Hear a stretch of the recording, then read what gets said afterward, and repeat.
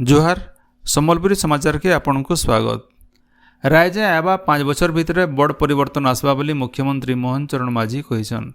नुआ दिल्ली गस्तन फेरला उतरु मुख्यमंत्री कहिछन जे ओडिशार विकास लगी प्रधानमंत्री नरेंद्र मोदी खास गुरुत्व देउछन। सेथिर लगी नीति आयोग बैठक थी जेन सबु प्रस्ताव दिया जाइछे से सबु कार्यकारी हेबा बोली से कहिछन। आलू दाम प्रसंग थी से कहिछन जे पश्चिमबंग मुख्यमंत्री संगे इ बाबदे आलोचना हेइछे आर परिस्थिति स्वाभाविक हेबार मूड करिछे।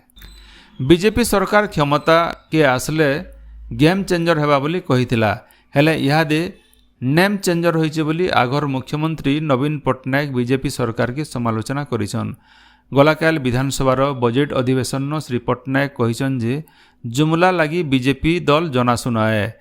विकसित ओडिशा लगी ओडिशावासी को बीजेपी जेन सपन देखैछे सेटा पूरा नहीं हुए। आवा 5 बछर भितरे राज्यर 5% लोक भी माहलिया 300 यूनिट बिजली नाई मिली पारे बोली से कहिछन। भोट समय के सुभद्रा योजना थी सबु महिला मान को 2 बछरे 50,000 टंका दिया जाबा बोली बीजेपी तरफु घोषणा करा जायतिला, हेले ई घोषणा के कार्यकारी करबार लगी 1 लाख कोटी टंका दरकार पड़ुतला बेले मात्र 10,000 कोटी टंकार प्रस्ताव रखा जाइछे बोली से कहिछन। सेंदा धानर सर्वनिम्न सहायक दर 3100 टंका बढ़ाबार लगी बजेट रे जेतकी अर्थव्यवस्था करा जाइछे सेटा 30% चाषी के भी नाय पुरे बोली श्री पट्टनायक कहिछन। बीजेडी सरकार समय के चलीथिबार 45टा योजनार ना बदला जाइछे बोली श्री पट्टनायक विधानसभा शासक बीजेपी दल के समालोचना करिछन।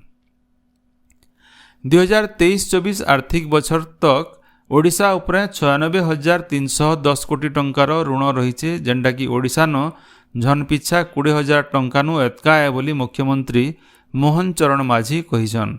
सेंता देशर ऋण भार 168 लाख कोटी टंका के पहुंचे बोली मुख्यमंत्री श्री माझी विधानसभा न सूचना देछन। राज्य नाबालक माने चलाउथिबार गाड़ी रुकबार के राज्य परिवहन प्राधिकरण एसटीओ तरफु स्वतंत्र अभियान मोलैछे।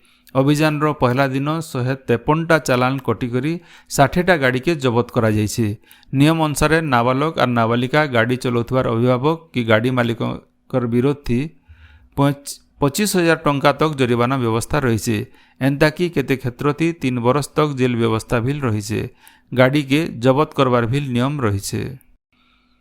सरकारी काम थी ओडिया भाषार व्यवहार लगी अर्थ विभाग तरफु विभागीय अधिकारी मानकु अर्थ विभाग रो अतिरिक्त शासन सचिव सत्यव्रत साहू कहिछन। सेथिर लगी अर्थ विभाग आउ अर्थ विभाग रो अधीन थिबार सबु अधिकारी आउ कर्मचारी मानकु सबु सरकारी नथी टिप्पणी आदेश विज्ञप्ति स्मारकपत्र संकल्प आउ चिठी पत्र लेखा बगीर सबु काम ओडिया भाषा थी करबार के चिठी जरिए निर्देश देइछन। नीट यूजी 2024 काउंसिलिंग एवं मासर 14 तारीख नु मूल हेबा। इ बाबदे मेडिकल काउंसिलिंग कमिटी एमसीसी तरफु सूचना दिया जाइछे। काउंसिलिंग रो पूरा विवरणी इतार वेबसाइट mcc.nic.in थी जारी हेइछे।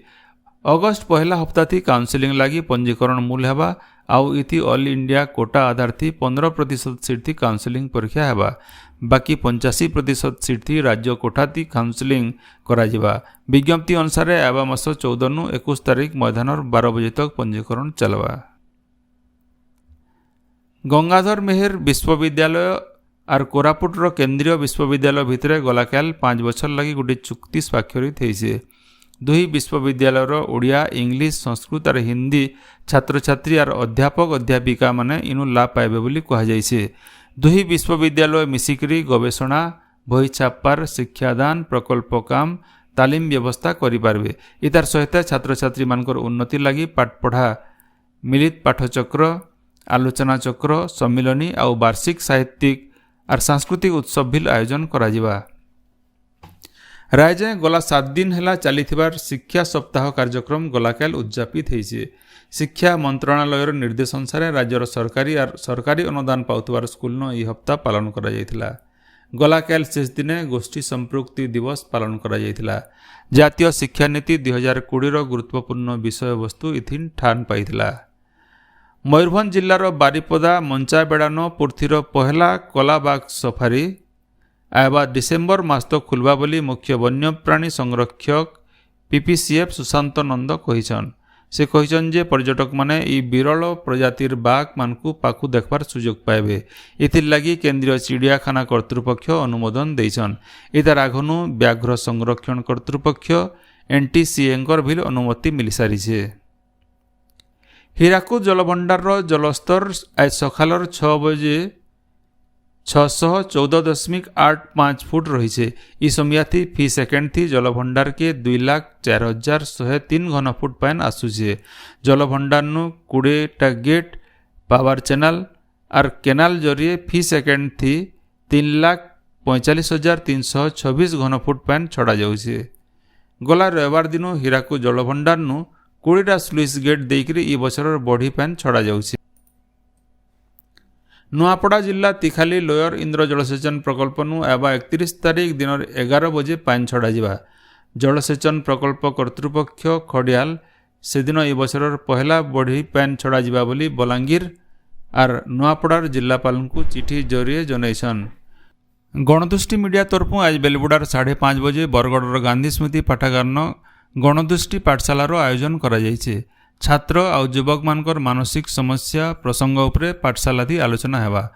बलांगीर भीमभोई मेडिकल कॉलेज मानसिक स्वास्थ्य विशेषज्ञ डाक्टर प्रवीण कुमार साहू आउ गवेषिका प्रतीक्षा साहू जोग देकर ई बाबदे आलोचना करबे। ए कार्यक्रम थी छात्र छात्री शिक्षक शिक्षयित्री और अभिभावक माने जोग देबार लगी गणदुष्टि मीडिया तरफु अनुरोध करा जायछे। राज्य लगातार लघुचाप सृष्टि होतिबारनु मौसुमी सक्रिय रही।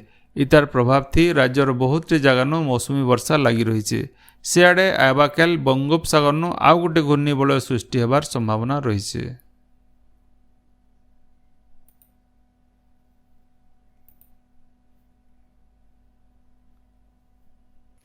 आपण माने सबुदिन सुनुछन आमर भाषा थी रेडियो खबर सम्बलपुरी समाचार। सम्बलपुरी समाचार बाबदे आपणकर मतामत देवार सहित ई काम के आगे जारी रखबार लगी तहक और सहयोग देवार के अनुरोध। आमर यूट्यूब चैनल के लाइक शेयर और सब्सक्राइब करुन आउ फेसबुक पेज के फॉलो करुन। जोहार।